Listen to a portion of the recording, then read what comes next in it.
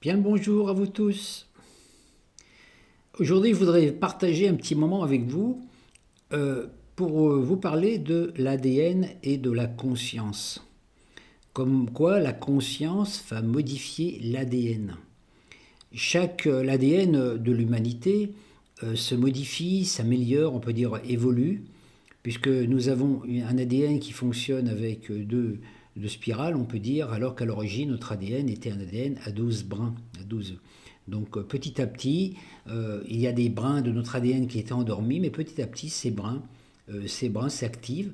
Donc non seulement par le biais des générations et de l'évolution collective, mais aussi par rapport à notre évolution personnelle. Donc on peut dire que notre état de conscience va apporter une modification à notre ADN qui va agir sur le plan subtil. Ça ne va pas modifier la forme du corps, puisque la forme du corps elle est déterminée pour une incarnation, mais ça modifie des paramètres intérieurs. Hein. Donc en alchimie, bon, il y a ces trois œuvres dont je parle souvent, qui est la base même du travail que j'accomplis, l'œuvre noire, l'œuvre blanc et l'œuvre rouge. Dans l'œuvre noire, il faut étudier un principe, on y met l'intention, on essaye de comprendre par le mental, de concevoir. C'est un travail de la personnalité, du petit moi, hein, qu'on pourrait considérer un petit peu comme le passager d'un véhicule. Hein. Donc c'est une énergie masculine qui nous oblige, quand on travaille sur l'œuvre noire, c'est vous prenez un ouvrage alchimique ou vous prenez une méthode, une thérapie et vous allez apprendre. Vous êtes dans l'apprentissage, comprendre comment fonctionne le corps, comment fonctionne le psychique, comment fonctionnent les planètes, comment fonctionnent les étoiles, etc. C'est un travail qui va, une concentration de l'esprit pour comprendre, parce que nous ne sommes pas venus en ce monde uniquement pour profiter du bien-être de ce monde. Hein. Nous sommes venus en ce monde pour apprendre, pour concevoir, pour découvrir comment le Créateur a créé l'univers. Et pour pouvoir devenir, nous aussi, des êtres concepteurs. Voilà, nous sommes là en tant qu'apprentis créateurs. Ce qui était déjà le cas à l'époque qu'on appelle l'Éden, puisque nous étions encore des enfants immatures dans un grand jardin où nous apprenions par l'observation. Vous voyez, comme les enfants, quand vous mettez les enfants dans un endroit, hein, les classes d'été, les classes d'hiver par exemple, ou même dans un centre, et puis les enfants, bah, ils apprennent, ils touchent de la pâte à modeler, des couleurs, petit à petit ils découvrent leur potentialité. C'était notre époque, l'Éden. Et puis après, on a eu cette intervention qui fait que nous sommes passons de l'état d'innocence, d'enfance, à l'état de rebelle adolescent. On croit tout savoir. Donc on a ingéré la pomme, on dit ouais, ça y est, on a tout compris, les gars. Bah oui, on s'est aperçu qu'on n'a rien compris du tout, puisque on a vécu, donc on peut dire, on a joué un petit peu à l'apprenti sorcier avec les énergies créatrices. Et maintenant, l'humanité est amenée à quand même à atteindre son état d'adulte. Et qu'est-ce que c'est qu'un adulte? C'est une personne qui est responsable, qui est consciente, qui est responsable de l'impact de ses émotions, de ses pensées, de ses impacts de sa vie sur l'environnement, de prendre conscience que quand on fait quelque chose, ça modifie le tout. Vous voyez tout ça. Donc, et actuellement, l'humanité, c'est ça. Donc, vous voyez, par exemple, quand vous voyez sur Terre des gens, par exemple, qui jettent des papiers n'importe où, qui polluent les mers, qui polluent la Terre, qui déversent leurs poubelles n'importe où, quand on n'a rien à faire. Hein, vous voyez, ça doit vous agacer, comme ça le fait aussi pour moi, naturellement, de voir. Donc, quand vous voyez une personne, par exemple, qui boit une canette de coca et qui la balance dans la rue comme ça devant vous, sans tout ça, vous pouvez tenter de lui dire: Eh oh, t'as vu, t'as balancé ta bouteille de coca, là, c'est pas très bien. Et puis la personne, les perd du temps, bah, il va vous envoyer promener, vous dire je t'ai rien demandé, et puis après tout, ça fait faire ça donne du travail au cantonnier, etc., etc. Vous voyez. Donc quand vous voyez un être qui fait ça, c'est pas la peine d'essayer de lui parler de conscience universelle, d'amour universel. C'est que la personne, son état de conscience est un état d'inconscience. Hein. Donc à partir de là, qu'est-ce qu'on peut faire? Bon, c'est vrai qu'on peut ramasser aussi la bouteille, la truc nous-mêmes, mais en même temps, c'est bien de faire prendre conscience aux gens des trucs. Alors, vous savez, c'est une problématique importante. Moi, je me suis posé la question un jour, justement, où j'étais dans un endroit qui était sali par des gens qui balancent hein, vous savez, sur les aires de pique-nique, les gens qui balancent toute leur cochonnerie par terre.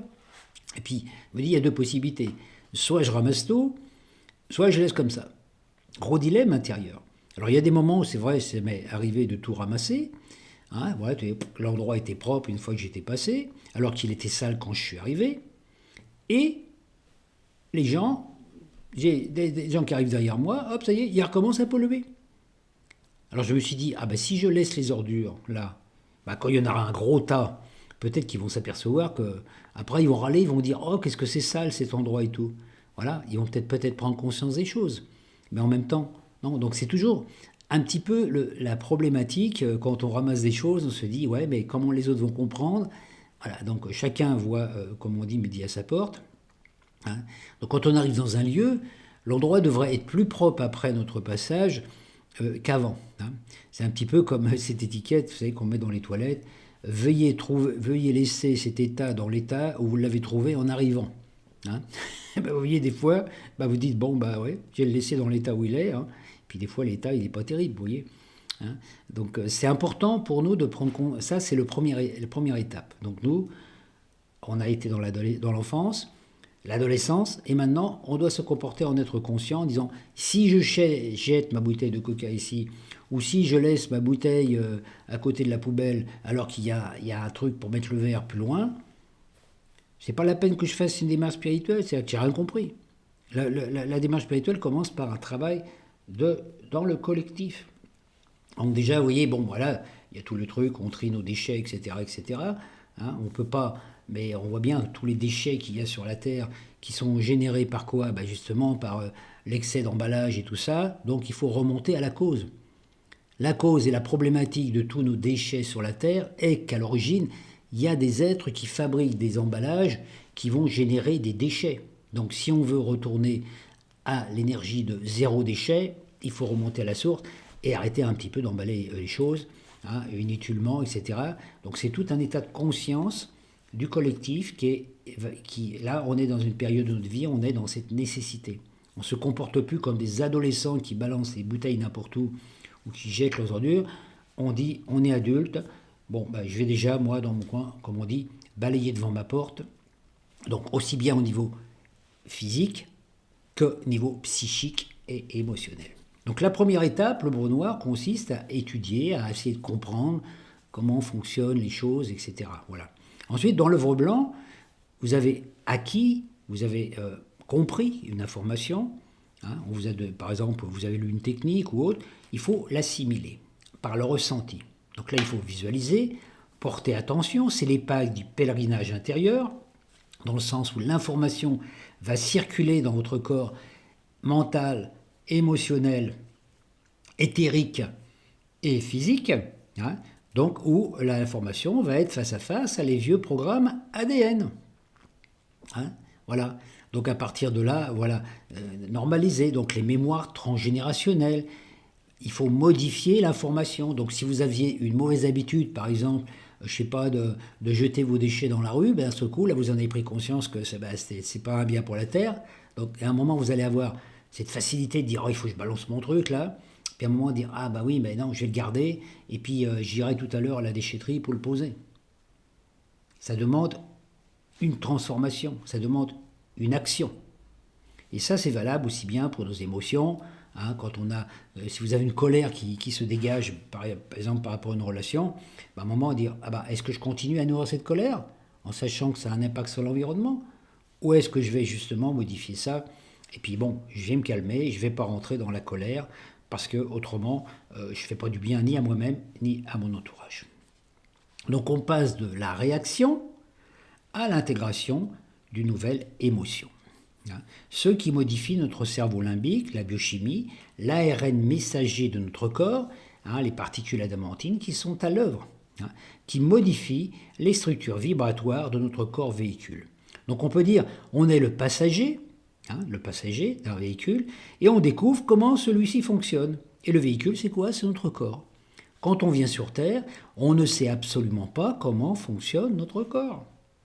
On croit, mais non, on ne sait pas, parce que notre corps il est construit à partir de mémoires, de réactions émotionnelles, de mémoires antérieures. Il y a des blessures, il y a des choses qui sont à l'intérieur de notre corps. Et ces choses-là, on les découvre au fur et à mesure du voyage. Vous voyez, vous êtes le passager dans une voiture. Et là, c'est le grand voyage. Donc au début, c'est pas le passager qui doit dire à la voiture ce qu'elle doit faire, la voiture elle fait ce pourquoi elle a été construite. Donc c'est tout. Le corps a été construit à partir de mémoires transgénérationnelles qui ont été sélectionnées avant, qu'on a sélectionnées avant de s'incarner. On doit faire avec. Donc si on est un homme, on est un homme. Si on est une femme, on est une femme. Si on est blanc, là, on ne va pas chercher à devenir noir. Si on est noir, on ne va pas chercher à devenir blanc. Si on a les cheveux crépus, on a les cheveux crépus. Si on a les cheveux longs, on a les cheveux longs. Si on est chauve, on est chauve. Vous voyez, il faut accepter le véhicule qu'on a. C'est le premier travail. En prenant conscience, j'ai ce corps parce que j'ai choisi ce corps qui est l'outil parfait pour faire cette expérience. Donc dans l'œuvre blanc, c'est un peu ce travail qui va se faire. On devient peut-être petit à petit conscient de notre inconscient, de nos programmes génétiques, et on les fait évoluer. Notamment, ça passe par des périodes de 7 ans. Voilà. Donc c'est un petit peu l'énergie, là c'est le côté émotionnel, c'est le côté féminin qui va prendre le dessus, là, qui va modifier la trame des mémoires transgénérationnelles. Par exemple, si vous avez hérité dans les mémoires transgénérationnelles d'une capacité, par exemple, d'attraper, je ne sais pas, par exemple, des problèmes de foie, par exemple. Le foie, c'est le siège de l'enthousiasme, et c'est le siège de la colère. Quand on a la foi, on est enthousiaste. Quand on fait une crise de foi et folie, ça se manifeste à l'intérieur par une colère rentrée et qui va naturellement avoir un impact négatif sur notre foi.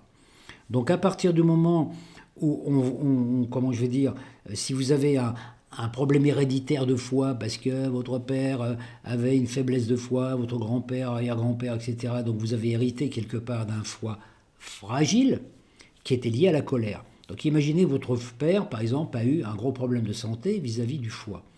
Vous pouvez penser, en tant que mémoire transgénérationnelle, que vous allez avoir la même problématique. C'est ce qu'on nous dit souvent en médecine, oui, c'est transgénérationnel, etc. Ok, mais la problématique de foie est liée justement à la colère. Votre père ou votre grand-père nourrissait des colères qui ont fini par détruire son foie. Vous êtes dans le même schéma. C'est un potentiel qui est là, dans vos mémoires transgénérationnelles. Mais ce n'est pas vous.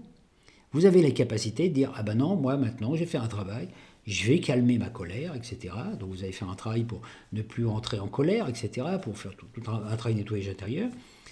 Vous allez rétablir un équilibre énergétique, biochimique dans votre corps, et vous n'aurez pas le problème de foie que votre père a eu.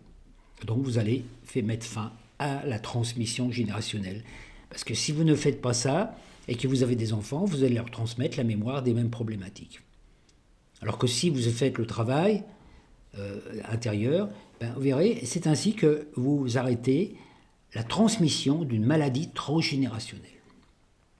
C'est tout un travail de conscience. Donc on peut dire qu'une nouvelle façon de penser, de voir, de ressentir dissout les vieux patterns familiaux. Cela évite les mêmes problèmes, donc on peut dire que les ancêtres. Vient ensuite l'œuvre rouge, la transmutation. À partir de là, c'est votre soi qui prend en charge votre destinée. Vous trouvez l'unité.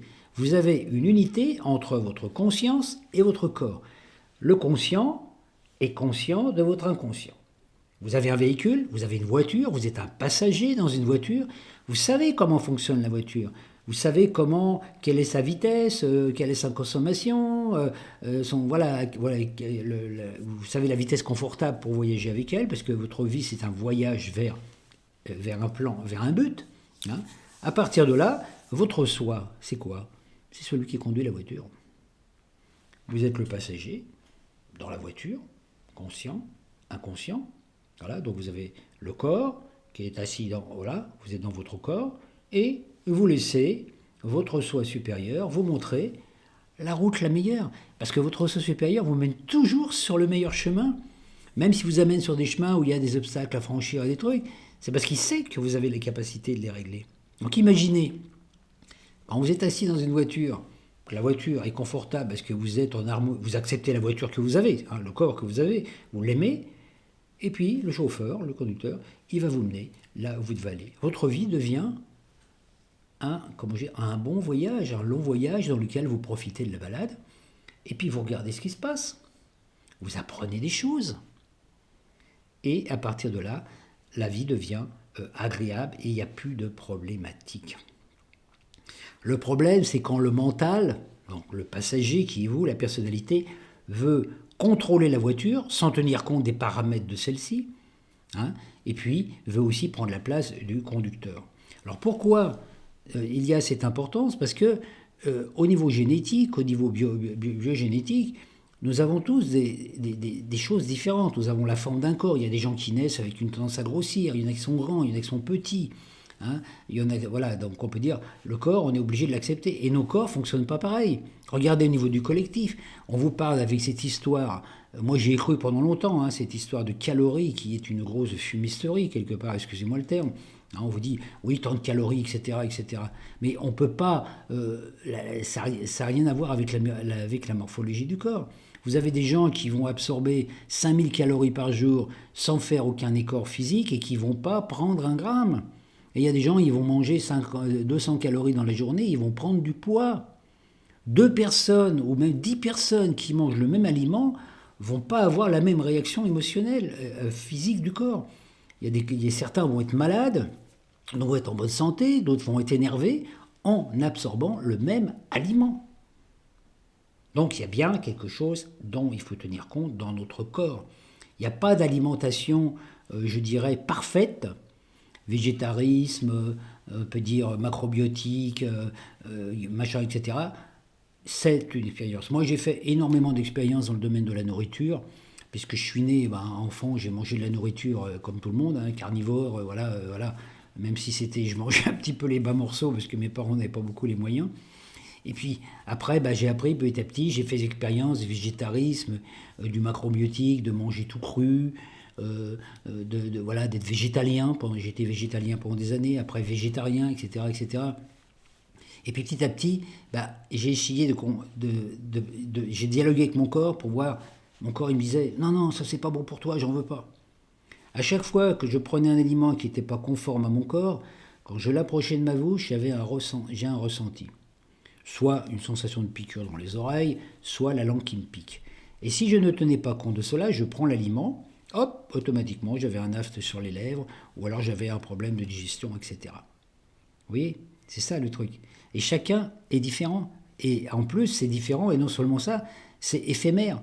Parce que si par exemple, aujourd'hui, je prends une fraise et que mon corps me dit « Non, j'ai vraiment pas envie de fraise, c'est pas bon pour moi en ce moment », voilà. Bon, c'est pas pour ça que les fraises sont pas bonnes pour moi. Peut-être que dans 15 jours, ou dans 3 jours, ou même dans la fin de la journée, mon corps va me dire « Ouais, tiens, maintenant, je suis prêt à manger la fraise, parce que c'est ce que j'ai besoin pour l'instant ».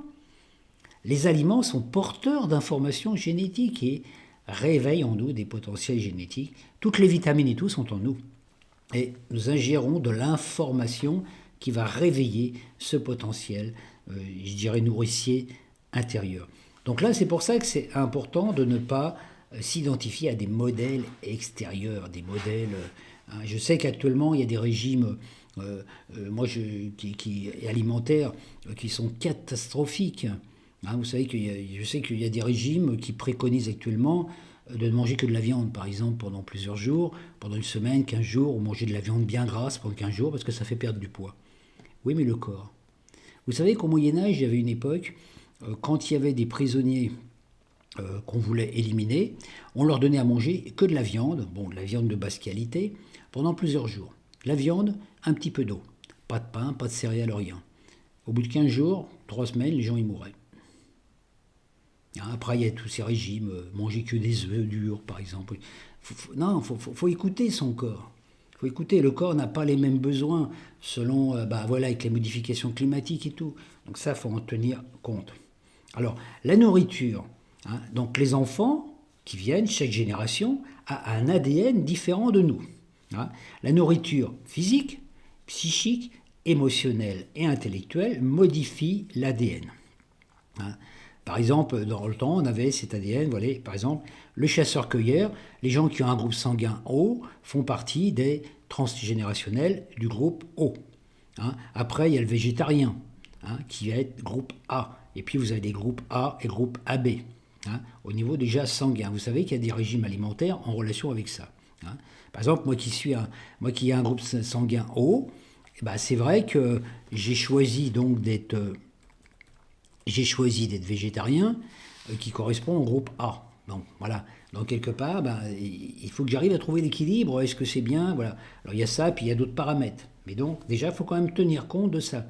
Les chasseurs-cueilleurs, ce sont des gens, c'est une époque où l'humanité se déplaçait et bah, mangeait des baies, des fruits, etc. Et puis de temps en temps, mangeait un lapin ou un oiseau quand il le trouvait. Vous voyez, donc maintenant, les conditions de la vie ne sont pas les mêmes, mais je n'ai pas, par exemple, des énergies de sédentaire. C'est pour ça que dans ma vie, j'ai aussi changé beaucoup de trucs. Donc, il faut quand même tenir compte de tous les paramètres de notre corps. Connaître son corps, c'est aussi déjà connaître un petit peu sa destinée. Hein. Ensuite, il y a eu toutes ces générations, les enfants indigo, les enfants cristal, les enfants superpsychiques, les enfants du sida, qui ont tous un nouveau potentiel ADN qui s'active si l'éducation sociale, religieuse, morale, familiale et médicale n'intervient pas dans le sens contraire pour les maintenir dans la norme, voilà, par l'intermédiaire de médicaments ou même de vaccinations, etc. Donc le nouveau potentiel nouveau qui s'actualise peut s'actualiser ou est déformé. C'est la régression, la maladie ou la stagnation. Tout doit être aligné sur le nouvel ADN. Rien ne fonctionne comme avant. D'où l'importance des parents. Chaque génération est différente, mais ma génération, par exemple, peut accéder à la fréquence du statut des enfants indigos par le travail alchimique intérieur et ainsi facilite la communication avec les enfants indigos. Dans le sens, si je fais un travail intérieur depuis des années en alchimie, comprendre plein de choses, je vais comprendre la génération des enfants indigos qui, eux, viennent avec un potentiel que moi j'ai développé par l'étude et par la compréhension. Il va avoir ce potentiel. Donc, je vais pouvoir comprendre comment il fonctionne, puisque j'ai acquis ce fonctionnement par l'effort, alors qu'ils l'ont déjà naissance. Vous voyez, chaque génération apporte ainsi une modification et apporte, on peut dire, un nouveau statut, une nouvelle fréquence. Et c'est comme ça que la transmission peut se faire. Donc tous les gens qui sont nés à mon époque, qui n'avaient pas des enfants, comment je vais dire, qui n'avaient pas un ADN qui était fabriqué avec, on peut dire, une activation d'enfants indigos, donc avant 85, ben, on peut faire un travail, etc., pour arriver à comprendre comment fonctionne. On se prépare à accueillir la nouvelle génération. Quand les enfants indigos arrivent, on comprend pourquoi ils fonctionnent comme ça. Ils n'ont pas le même ADN que nous. Il y a des choses qu'ils ont en eux que nous, on n'avait pas.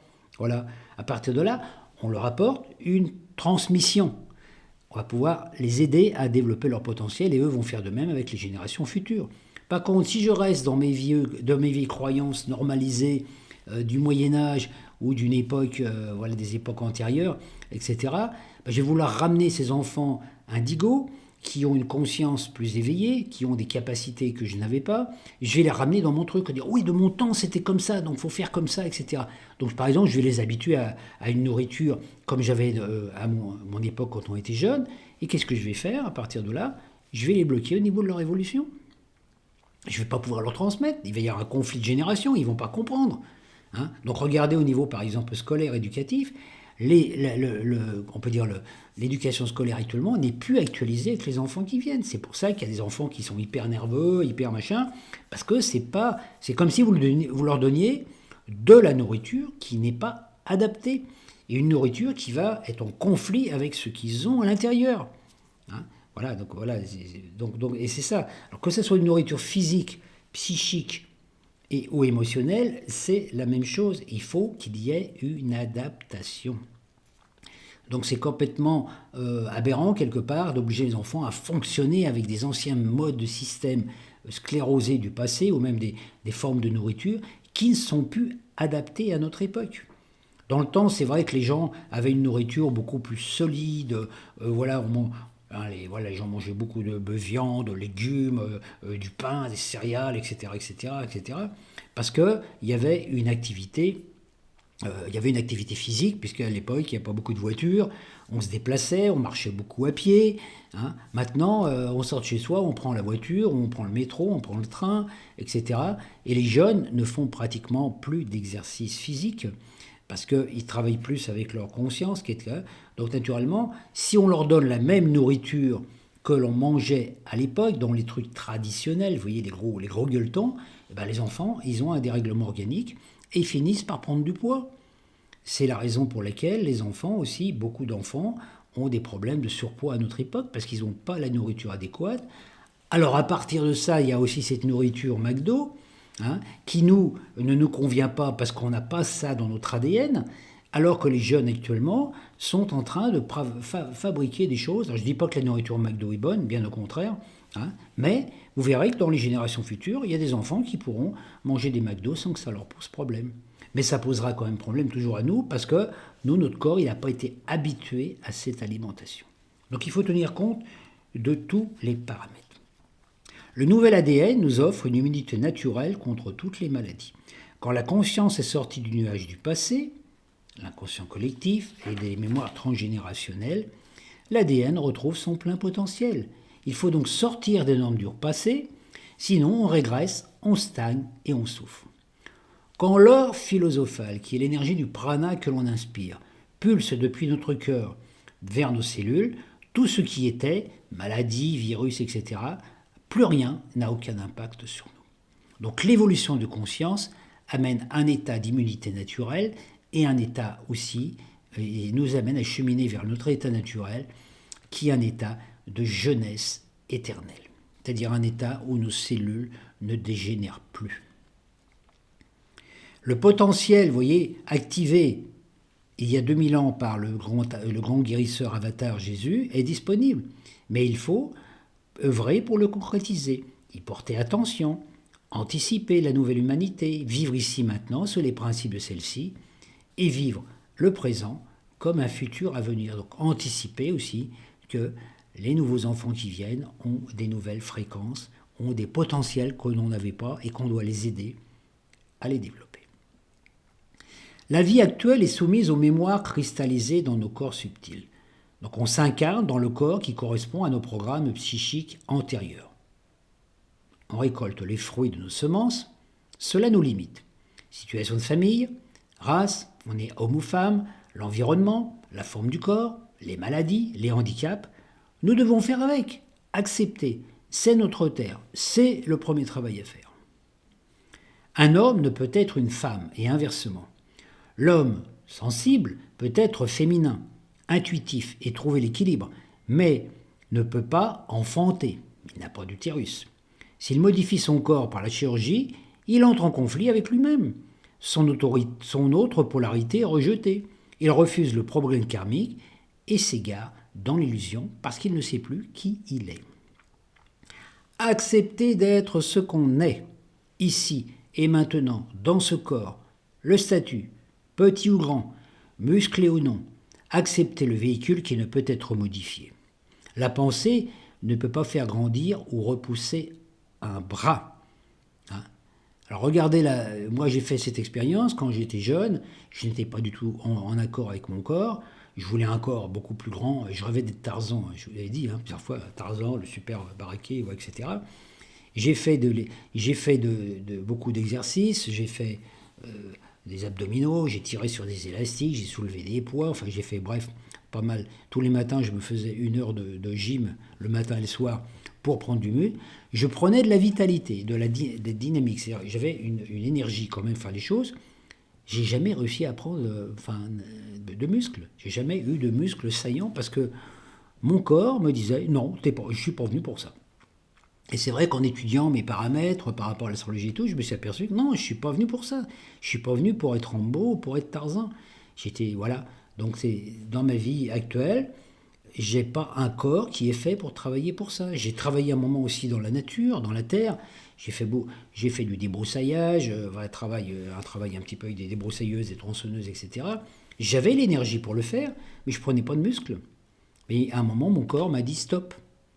Parce que mon travail n'était pas là. Donc vous voyez, c'est quand même, il faut tenir compte des avertissements du corps. Quand vous avez des douleurs corporelles ou des choses qui viennent, votre corps, il vous dit, non, il faut arrêter, faut arrêter de traiter notre corps comme un esclave ou comme un robot, et puis après de se plaindre quand il ne fonctionne plus. Il faut en prendre soin. De la même façon qu'on pourrait prendre soin aussi d'une automobile, c'est la même chose. C'est important. Réconciliation avec le corps déjà. Et pas se confondre avec le corps. La personnalité et le corps sont deux choses différentes. La personnalité, c'est le passager qui est assis dans la voiture. Le corps, c'est la voiture, le véhicule. C'est important de prendre conscience qu'on n'est pas le corps, qu'on vit dans ce corps qui est le véhicule adapté pour faire le grand voyage dans cette incarnation, mais ne pas confondre les deux. Moi, ça m'arrivait, comme tout le monde, de confondre en pensant j'étais ce corps, etc. Je vais à tout prix forcer le corps, faire de l'exercice et tout. Et puis, je fais des exercices pendant des heures, pour un moment déçu, parce que je me rendais compte qu'en fait, j'avais beau faire l'exercice, il n'y a rien qui changeait. Ce qui est important, c'était l'énergie qui habitait mon corps. Donc, vous voyez, c'est ça qui est quand même important, accepter ce qu'on est. La matière densifiée, définie, ne peut se modifier qu'à partir de la matière psychique, sans masse, sans forme, celle utilisée par l'alchimie. On est donc défini dans une forme, mais pas prisonnier de la forme. Le chemin permet de découvrir les potentialités du corps véhicule, de rectifier, d'améliorer l'ADN par la conscience, les émotions, et ainsi profiter du voyage tout en conceptualisant un nouveau corps pour un autre voyage d'une vie future. Refuser d'être ce qu'on est, c'est refuser notre destin. Si on est né homme, on doit accepter cela. On ne peut pas être une femme dans cette vie, ou si on est femme, on ne peut pas être un homme. Si on est né avec 1,50 m, on ne pourra jamais faire 2 mètres. C'est important. Donc vous voyez, par exemple, la chirurgie esthétique aide à améliorer des fois certains défauts du corps. Bon voilà, c'est une aide. Mais ce n'est pas la chirurgie esthétique qui change les choses. C'est juste une aide. Et la chirurgie esthétique ne va pas vous rallonger les jambes ou va pas vous transformer, quand je dis en femme, si vous êtes un homme, parce que vous n'aurez jamais, déjà au niveau... Pour pouvoir être vraiment une femme, on peut dire pour un homme, il faudrait transformer toute notre génétique, hein, et puis notamment notre cerveau, parce qu'on sait que le cerveau des hommes ne fonctionne pas de la même façon que le cerveau des femmes. Les femmes fonctionnent plus avec l'émotionnel, les hommes plus avec l'intellect. Donc même si vous changez tous les paramètres de votre corps, si vous changez le cerveau, ok, on va dire, bon voilà, on va changer le cerveau. Mais si on change le cerveau, vous êtes mort, vous n'existez plus. Vous n'existez plus pour ce que vous étiez venu vivre. Donc à partir de là, votre âme, elle ne sait plus où elle en est. Elle dit, c'est pour... l'âme doit reconnaître le corps. Pourquoi? Parce que c'est l'âme qui participe à la création du corps. Imaginez votre âme participe à la création de votre corps, grâce aux influences de la Lune et puis de la planète Saturne, à ce coup, vous lui donnez un corps, et l'âme a dit, mais qu'est-ce que je fous là-dedans? C'est pas mon corps, moi. Voilà, donc c'est important à notre époque. Le ciel, c'est la conscience, là où brille le soleil. Les nuages qui voient et ce sont les nuages qui voient le soleil, résultent de nos mémoires et de nos émotions. Les doutes, les peurs, les craintes, les refus, les réactions, rejet, culpabilité, rancune, frustration. Notre voyage permet d'éliminer les nuages. Plus on avance, moins le ciel est chargé, plus on se sent léger. C'est comme si vous étiez en voiture et vous partez de Paris, c'est grisâtre, et puis vous allez en vacances sur la Côte d'Azur. Et plus vous avancez vers la Côte d'Azur, plus vous apercevez, le ciel est bleu, la mer est bleue, voilà, le soleil brille, etc. Vous voyez, vous avez un autre climat. Notre vie, c'est ça. C'est de cheminer toujours vers ce soleil, hein, et en sachant que le soleil commence déjà à l'intérieur. Donc le voyage permet d'éliminer les nuages, hein, voilà, on se sent léger et le voyage devient agréable. On se contente d'observer, de comprendre, de méditer, on apprécie le voyage, et les nuages, eux, maintiennent les autres personnes dans le trafic prisonnier. La conscience libère, et le soi nous mène vers d'autres paysages, il nous mène vers le soleil, c'est-à-dire qu'en fait, nous cheminons au fur et à mesure que vous avancez vers cette lumière, vers cette conscience, ce ciel bleu avec ce soleil intérieur, quelque part, vous apportez une activation et une modification de votre ADN qui va vous permettre de vivre déjà une vie humaine temporelle plus agréable et qui va préparer votre prochain véhicule. Hein, donc que celui-ci soit dans cette matrice ou qu'il soit en dehors de cette matrice. Chacune de nos pensées, de nos émotions, tisse notre destinée à venir. Je vous remercie de votre écoute et je vous proposerai Aussi d'autres vidéos où je vous parlerai de cette histoire passagers, voitures, etc. Et puis voyage, parce que c'est vraiment très important. Vous verrez, je vous donnerai des petits détails concernant aussi les nouvelles générations à venir. Voilà, mon but, c'est de vous apporter le maximum d'informations pour que vous les mettiez en pratique. Hein. Voilà, réécoutez les vidéos, et puis n'hésitez pas à les partager. On est dans une époque importante, et c'est pour ça que je mets toute mon attention actuellement sur tout ce qui concerne le plan émotionnel, le plan relationnel, le plan humain. Voilà, plutôt que de parler trop des galaxies et des étoiles, parce que nous sommes dans une période très très importante. Et donc, voilà, prenez des notes s'il le faut, faites, voilà, n'hésitez pas, faut vraiment aller en profondeur. Hein, et à partir de là, vous verrez que prendre plaisir à découvrir toutes ces choses, comment fonctionne notre corps, comment fonctionne la création, la nature, c'est un véritable émerveillement de chaque instant. Je vous souhaite une bonne journée.